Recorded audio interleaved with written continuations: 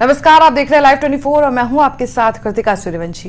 Bulletin की शुरुआत करते हैं बड़ी खबरों के साथ। मुरादाबाद के मोंडा पांडे के सिरसाखेड़ा गांव में बिना परमिशन माफिया खनन के कारोबार को बीते कई महीनों से संचालित करते चले आ रहे हैं, जिसमें गांव के कुछ किसानों की फसलों को नुकसान पहुंचाया गया तो इसको लेकर कई बार शिकायत भी की गई, जिसके चलते अब आक्रोशित किसानों ने मोंडा पांडे पुलिस को अवैध खनन की सूचना दी, जिस पर मौके से पोकलैंड मशीन को बरामद किया गया। तो वहीं इस दौरान माफिया डंपर लेकर मौके से फरार हो गए।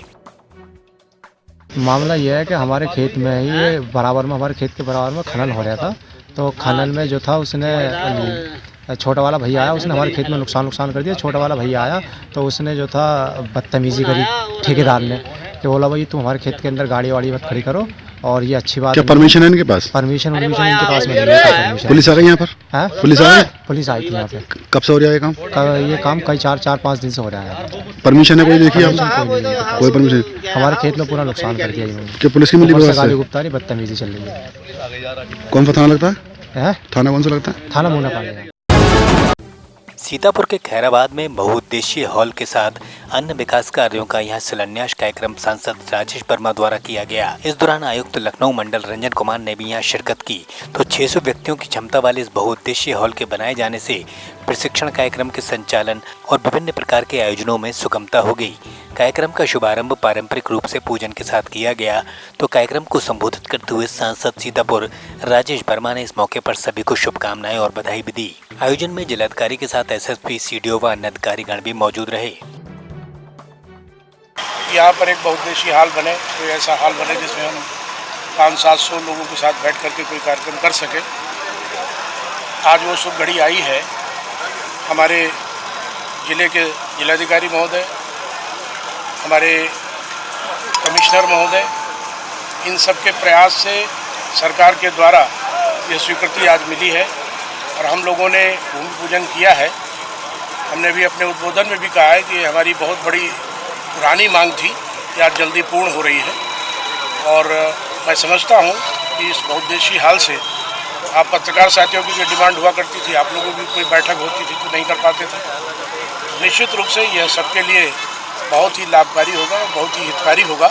बहुत प्रसन्न हूँ, आज अच्छे से पूजा हुई, हम लोग बढ़िया कार्यक्रम निपट गया है और ये अच्छी सी एक बिल्डिंग तैयार हो जिसका हम लोग जल्दी उद्घाटन करें। राजकीय मेडिकल कॉलेज बदायूं में ऑक्सीजन प्लांट का पूर्व सपा सांसद धर्मेंद्र यादव ने उद्घाटन किया। इस दौरान सपा सरकार पर हमला बोलते हुए कहा कि मेडिकल कॉलेज अखिलेश सरकार की ही देन है, तो भाजपा सरकार ने यहाँ कोई काम नहीं किया है, जैसा हमने छोड़ा था वैसा ही है, बल्कि और खराब स्थिति में है। हमारी सरकार आने पर हम इसको दुरुस्त करवाएंगे। अनुपयोगी है, अगर वो उपयोगी होते तो इतनी मौतें कोरोना में नहीं हो रही होती। अगर वो उपयोगी होते तो किसानों की हत्याएं सरेआम बीजेपी के लोग न कर रहे होते, जो केंद्र सरकार के गृह मंत्री हैं, जिनके ऊपर कानून व्यवस्था चलाने का पूरे देश का जिम्मा हो, उसके अपने बेटे और उनके अपने लोग किसानों के ऊपर सरेआम, ये एसआईटी की रिपोर्ट कर रही है, कोई समाजवादी पार्टी के लोग नहीं कह रहे, सरेआम किसानों की हत्याएं की गई। और आज वो मंत्री महोदय को बचाने के लिए केंद्र की सरकार भी लगी है और प्रदेश का बुलडोजर भी जाम हो रखा है। सांसद जी, जिस मेडिकल कॉलेज का शिलान्यास नेताजी ने किया, जिस ओपीडी का उद्घाटन आपने किया और जो काम आप छोड़ के गए थे, उसके बाद आज आप घूम के हालत देखिए, उसकी और हालत खराब हो चुकी है। क्या ये सब देख के बहुत अफसोस हो रहा है और मैं अपने साथियों से चर्चा कर रहा था कि जो सरिया जहाँ तक निकल पाई थी, समाजवादी पार्टी सरकार लग पाई थी, वहीं की वहीं पड़ी हुई। इसलिए मैं आज आपके माध्यम से अपने बदायूं और आसपास के वो लोग जिनको इस मेडिकल कॉलेज से उम्मीद है, मैं उनको भरोसा दिलाता हूं कि माननीय अखिलेश यादव जी की सरकार को आने दीजिए। उसके शीघ्र अतिशीघ्र जितना कम समय में व्यवहारिक तौर पर संभव होगा, 2 महीने, 4 महीने, 6 महीने के अंदर मेरा प्रयास होगा कि गंभीर से गंभीर बीमारी का इलाज इसी मेडिकल कॉलेज में हो। यहाँ के बदायूं और आसपास के लोगों को, मैं सोचता हूँ बदायूं, कासगंज से लेकर फरुखाबाद आसपास कई जनपद को इस मेडिकल कॉलेज का फायदा मिलेगा। झांसी के मऊरानीपुर में जन विश्वास यात्रा को संबोधित करते हुए भाजपा के प्रदेश अध्यक्ष स्वतंत्र देव सिंह ने केंद्र की मोदी सरकार एवं उत्तर प्रदेश की योगी सरकार की उपलब्धियों को गिनाते हुए कहा कि जो गरीबों के मकान मिल रहे हैं, शौचालय बनाए जा रहे हैं, फ्री राशन दिया जा रहा है, सड़कों का जाल बिछाया जा रहा है तो वहीं विदेशों में भारत का मान सम्मान बढ़ा है। ऐसे में महिलाएं भी अब सुरक्षित हैं। तो ऐसे में अब अखिलेश सीएम योगी को अनुपयोगी बताते हैं। इसी के साथ उन्होंने अखिलेश यादव को निशाने पर लिया तो वहीं सरकार की उपलब्धियों को भी गिनाया। झांसी एसएसपी शिवहरी मीणा के निर्देशन में पुलिस टीम ने लूट, चोरी, डकैती की घटना को अंजाम देने वाले 2 बदमाशों को धर दबोचा। इस दौरान बदमाशों ने पुलिस पर फायरिंग कर दी, जिसमें एक बदमाश घायल हो गया।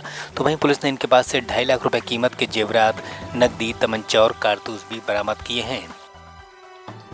कटेरा थाना क्षेत्र में चेकिंग के दौरान पुलिस और बदमाशों की मुठभेड़ हुई, जिसमें बदमाशों के द्वारा फायरिंग की गई। बदले में पुलिस ने भी फायरिंग करी।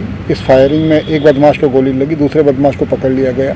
जब उनको पकड़ के पूछताछ करी गई तो उन्होंने स्वीकार किया कि सितंबर माह में हुई कटेरा थाना क्षेत्र में चोरियों के वो अभियुक्त हैं।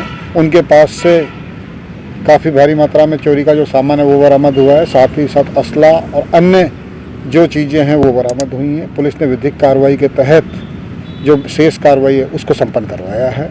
ये एक अंतरजनपदीय गैंग है जो महोबा, हमीरपुर, झांसी और आसपास के जनपदों में चोरी, नकबजनी की घटनाओं। मेरे साथ इस बुलेटिन में इतना ही। देश और दुनिया की बाकी खबरों के लिए देखते रहिए Live 24।